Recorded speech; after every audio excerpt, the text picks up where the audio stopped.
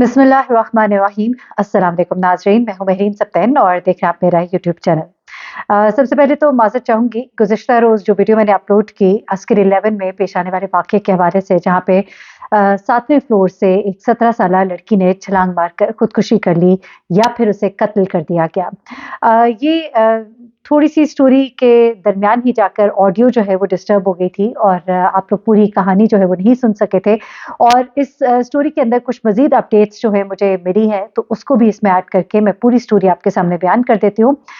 मुख्तसर सा आपको इसका बैकग्राउंड दे दूँ कि एक अजीब-सा सिलसिला, जैसा कि मैंने उस वीडियो में भी मेंशन किया था, कि शुरू हो गया है। छलांग लगाकर खुदकुशी करने का सिलसिला या फिर किसी भी फ्लोर पर किसी खातून या किसी मर्द के हवाले से हम इस तरह की खबर सुनते हैं कि वो गिरकर हलाक हो गया, जाँ-बहक हो गया, और उसके पीछे कहानी कुछ और ही निकलती है। ये एक ऐसा ही वाक़या पेश आया अस्कर 11 में, एक ऐसी कम्युनिटी जहाँ पर बहुत सेफ्टी मेजर्स का ख़्याल रखा जाता है। वहाँ पर रहने वाले टेनेंट्स, वहाँ पे रिहाइश पज़ीर लोगों की बहुत अच्छे से जाँच-पड़ताल की जाती है, पुलिस रिपोर्ट के बाद उनको रिहाइश दी जाती है। तो ऐसी जगह पर आखिरकार ऐसा वाक़या कैसे पेश आया? ये लड़की जो है, इसने 7वें फ्लोर से छलांग क्यों लगा दी? 2 मुतनाज़ खबरें जो हैं वो गर्दिश कर रही हैं और बड़ा ही मशकूक सा मामला है, पुरअसरार मामला है। और अब इसमें मज़ीद एक डेवलपमेंट हुई है, और वो ये है कि इस केस में एक लड़का, जिसे कहा गया था कि गिरफ्तार किया गया, लेकिन पुलिस ने उसको छोड़ दिया। उसको क्यों छोड़ दिया? उसका क्या किरदार था इस सारे किस्से में? ये तमाम तमाशा मैं आपको बयान करती हूँ। पहली स्टोरी आपको वो मैं सुनाती हूँ जो कि एसएचओ ने सुनाई है, और दूसरी स्टोरी वो जो उस बिल्डिंग के जो रिहायशी हैं वो सुना रहे हैं, और फिर कुछ चीज़ें जो हमने इकट्ठी की है सब आपके सामने रख देती हूँ। एसएचओ साहब ने जिस तरह से बताया और जो हमारी मालूमात थी, उसमें ऐसा हुआ कि दोपहर कोई शाम 4 बजे का वक़्त था, और पता लगता है कि एक लड़की जो है वो 7वीं मंजिल से नीचे गिरी है। गार्ड जो है उसके पास उसकी वालिदा रोती हुई पहुँचती हैं। वो कहती हैं कि मेरी बेटी नीचे गिर गई है, और उसके बाद वो पहुँचते हैं और लड़की की लाश तक पहुँचते हैं, और लड़की की डेड बॉडी जो है वो फिर पुलिस के हवाले की जाती है।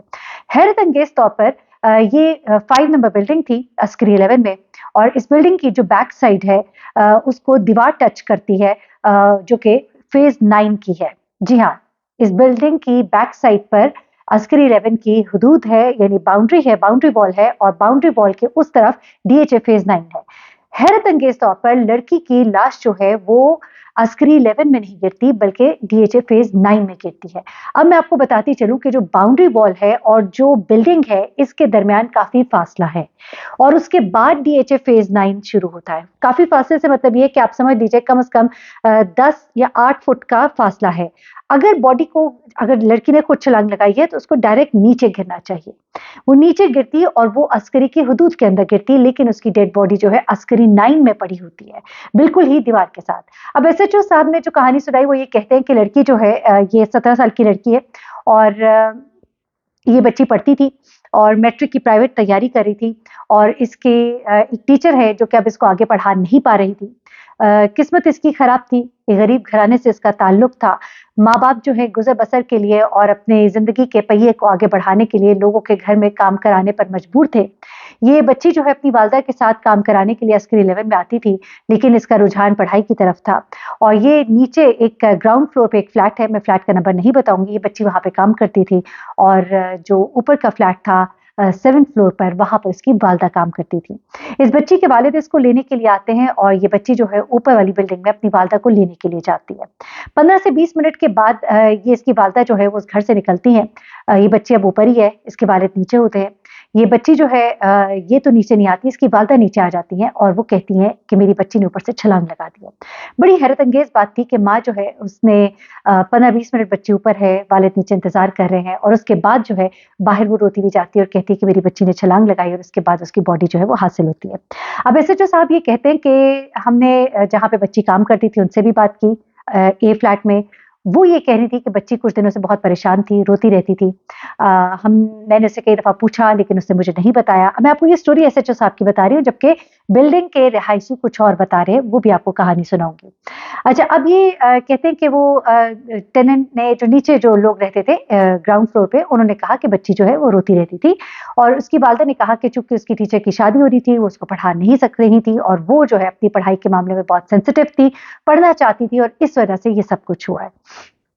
अच्छा, अब जो वालिदा है वो जिस फ्लैट में काम कर रही थी, उस फ्लैट में एक खातून और उनके 2 बेटे रहते हैं।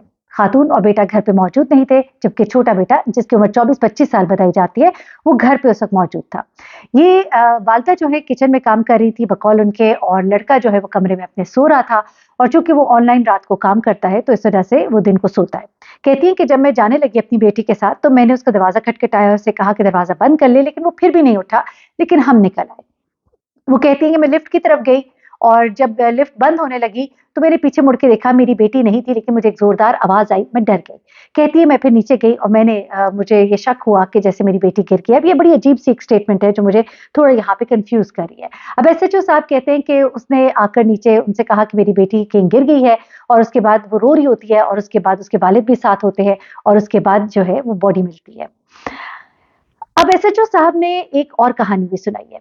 एसएचओ साहब की बकौल वालिद और वालदा दोनों ऊपर फ्लोर तक गए थे, और वापस जब वो आ रहे थे, दोनों उस लिफ्ट के अंदर मौजूद थे, लेकिन बच्ची जो है लिफ्ट तक नहीं पहुंची, उसने छलांग लगा दी।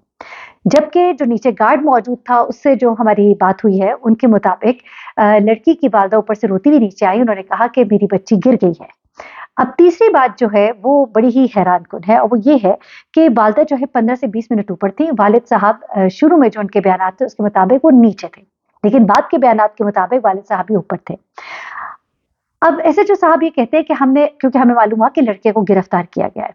उन्होंने कहा गिरफ्तार नहीं किया गया था, पूछगिछ की जा रही थी, और लड़के से भी पूछगिछ की गई, लेकिन लड़की के वालिद और वालदा दोनों ये बयान दे रहे हैं कि हम ऊपर मौजूद थे, लड़की लिफ्ट में नहीं आई, उसने हमारे देखते ही देखते जब लिफ्ट का दरवाजा एकदम से बंद हो गया, क्योंकि ये लिफ्ट्स कुछ इस तरह की हैं कि फौरन इनके दरवाजे बड़ी जल्दी बंद होते हैं, अभी आपने बटन दबाया भी नहीं होता, दरवाजे बंद हो जाते हैं। तो वो कहते हैं कि वो लड़की जो है, हम अभी उसका वेट कर रहे थे कि वो लिफ्ट की तरफ आएगी, और उसने हमारे देखते ही देखते ऊपर से छलांग लगा दी। अब ये बयान जो एसएचओ साहब ने बाद में दिया है, मतलब ये बता रहे हैं, ये कह रहे हैं कि उसकी लड़की के वालिद और वालदा ने ये बयान दिया है। वो दोनों नीचे पहुंचे, वालदा रोती हुई बाहर आई कि मेरी बच्ची ने छलांग लगा दी है, और फिर हम लोगों ने बच्ची को तलाश किया, और उसकी बॉडी जो है फेज 9 में पड़ी हुई मिली। अब उसके बाद जो एसएचओ साहब है, वो ये भी कहते हैं कि वालिद वालदा का बयान भी एक ही था, लड़का उस घर में सो रहा था, लड़के ने भी बयान दिया, तो उस पर लड़के को छोड़ दिया गया। उनका ये भी कहना है कि बिल्कुल हमें इसमें कोई शक नहीं है कि लड़का इसमें कोई कसूरवार नहीं है, क्योंकि शक ये भी गुजर सकता है कि शायद खुदा ना खास्ता कोई बच्ची के साथ जोर जबरदस्ती हुई, कुछ हुआ जो उसने छलांग लगा दी। और देखिए हमें किसी को गंदा नहीं करना, और बिल्कुल हालात ऐसे वाकयात हो भी सकते हैं, लेकिन कुछ चीजें जो हैं वो बड़ी मशकूक हैं, जो कि फ्लैट के जो बिल्डिंग के मकीन बताते हैं। बिल्डिंग में ही रहने वाली एक खातून ने बताया कि सामने ही एक जो फ्लैट है उसमें काम करने वाली एक खातून ने उनको बताया है कि मैंने वो जगह देखी है जहां पर बच्ची की डेड बॉडी मिली, और मैंने वो बालकनी भी देखी है जहां पर बच्ची जहां से छलांग लगाई। ऐसा लगता है जैसे बच्ची को घसीटा गया है, वहां पे घसीटे जाने के निशानात हैं। अब पुलिस के मुताबिक जो टीम फॉरेंसिक के लिए आई थी, उसने बाकायदा तौर पर ये नोट किया है, क्योंकि हमें ये था कि बच्ची को नीचे गिरना चाहिए था अस्करी 11 के अंदर, लेकिन बच्ची की बॉडी फेज 9 में क्यों है। तो एसएचओ साहब ये बयान करते हैं कि फॉरेंसिक की जो टीम आई थी, उन्होंने जब बच्ची को देखा है, उन्होंने कहा है कि घसीटे जाने के इम्कानात इसलिए नहीं है कि बच्ची के जूते फिर कहीं गिर जाते, लेकिन बच्ची के जूते उसकी बॉडी के ऊपर ही पड़े हुए थे, जिस तरह के होने चाहिए थे अगर कोई ऊपर से छलांग लगाता है। गालबन उसके एक पाँव में था और एक उसके ऊपर था। उसके बाद वो ये भी कहते हैं कि बच्ची जब गिरी है तो जरूरी नहीं कि आप बिल्कुल सीधा नीचे आए, सीधा ना भी आए, थोड़ा टेढ़ा होके भी आए तो आप अंदर गिरते, लेकिन वो गिरी है ऊपर, पहले उस वायर के ऊपर, उसके कपड़ों के फटे हुए के निशानात जो है वायर के ऊपर मौजूद है, और उसके बाद वो फेज 9 के अंदर जाकर गिरी है, बिल्कुल ही दीवार के साथ। इसलिए वो कहते हैं कि इसमें उन्हें कोई शक नहीं है, और ना ही फॉरेंसिक वालों को, फॉरेंसिक करने वाले जो उधर आए, जो शवाहिद इकट्ठे करके गए, उनका भी कहना था कि जिस अंदाज में बॉडी गिरी हुई है, जिस तरह से जूते उसके ऊपर मौजूद हैं, जिस तरह से कपड़ों के फटे होने के जो पीसेस हैं उस बॉब वायर के ऊपर मौजूद है, उससे ये अंदाजा लगाया जाता है कि बच्ची ने वाकईतन खुद छलांग लगाई है। ये भी पुलिस कह रही है कि हमने ऐसे घसीटे जाने के निशानात नहीं देखे। अब मामला क्या है, दरअसल थोड़ी सी चीजें इसके अंदर मशकूक जरूर है, क्योंकि ऐसा क्या हुआ, ये फैसला बहुत बड़ा कठिन फैसला होता है कि लड़की ने एक छलांग लगाई, तो उसके पीछे कोई बड़ा रीजन कार फरमा होगा। एक 17 साल लड़की है, और 7वीं बिल्डिंग है, 7वां फ्लोर है, 7वें फ्लोर से नीचे देखे तो खौफ आता है, वहां से खड़े होकर एकदम छलांग लगा देना, ये इसके पीछे कोई ना कोई वजह जरूर है, जो शायद अभी तक छुपी हुई है।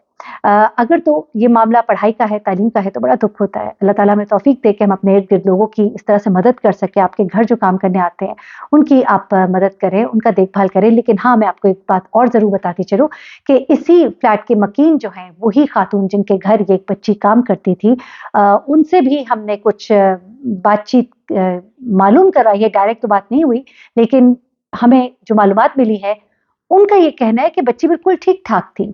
अब पुलिस कह रही है कि बच्ची 2-3 दिन से रो रही थी और वो कह रही है कि ये उस दिन भी बड़ी परेशान थी। मैंने पूछा कि क्या हुआ? इसने मुझे कुछ नहीं बताया। देखिए पढ़ाई का मामला होता है ना तो बच्ची कुछ ना कुछ बता ही देती है। बच्चे प्यार-मोहब्बत से पूछे बता ही देते हैं, शेयर कर लेते हैं। लेकिन वो खातून कह रही हैं कि उस दिन बच्ची जो है वो बिल्कुल ठीक थी, कोई ऐसा मसला नहीं था। वो तो खुद रोती हुई बाहर निकली, वो खातून जिनके घर वो बच्ची काम करती थी, कि मुझे यकीन नहीं आ रहा कि उसने छलांग लगा दी। वो कहती वो तो बिल्कुल ठीक थी, कोई ऐसी बात नहीं थी, खुशबाश थी। ऐसा क्या हुआ कि उसने छलांग लगा दी? अब ये तो मुतज़ाद स्टेटमेंट्स है। एक वो स्टेटमेंट जो एसएचओ साहब कहते हैं कि उनको दी है उस फ्लैट की मकीन ने जिनके पास ये बच्ची काम करती थी ग्राउंड फ्लोर पर, और एक वो स्टेटमेंट है जो मेरे पास उस बिल्डिंग के मकीनों से बात करने के बाद मुझे हासिल हुई है, और जो उस खातून ने बिल्डिंग की खवातीन के साथ जो बातचीत शेयर की है। मामला थोड़ा मिस्टीरियस है, देखते हैं इसमें मज़ीद क्या तफ़सीलात सामने आती हैं, आपके साथ मैं शेयर करूँगी। अपना बहुत ख़्याल रखिएगा, दुआ में याद रखिएगा। अल्लाह हाफ़िज़।